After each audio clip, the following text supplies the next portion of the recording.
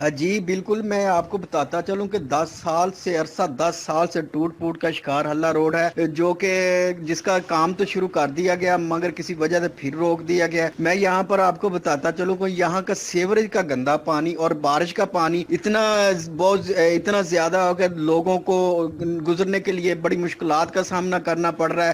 میں آپ کو یہاں پر بتاتا چلوں کہ یہاں پر کئی گاڑیاں ہیں جو بند ہو جاتی ہیں، ان کو دھکا لگا کر باہر نکالنا پڑتا ہے۔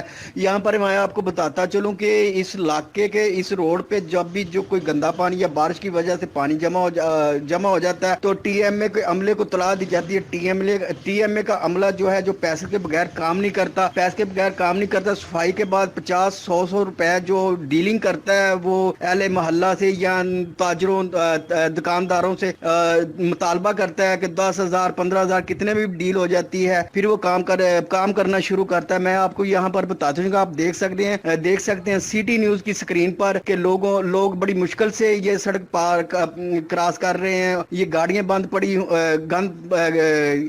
بند ہو جاتی ہیں، ان کو دھکا لگا کر باہر نکالا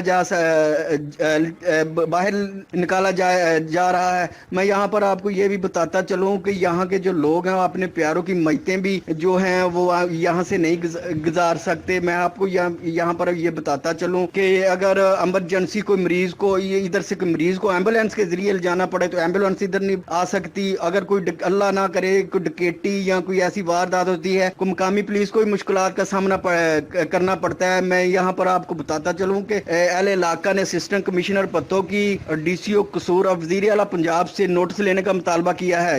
ہم لاتے ہیں ٹاپ نیوز، آپ کے فیورٹ ٹاک شوز اور انلمیٹڈ انٹرٹینمنٹ صرف یوٹیوب پر۔ اگر آپ نے ابھی تک ہمارا چینل سبسکرائب نہیں کیا تو ابھی سبسکرائب کریں اور بیل آئیکن کو کلک کر کے ہماری لیٹسٹ ویڈیوز کے بارے میں اپڈیٹ جانیں۔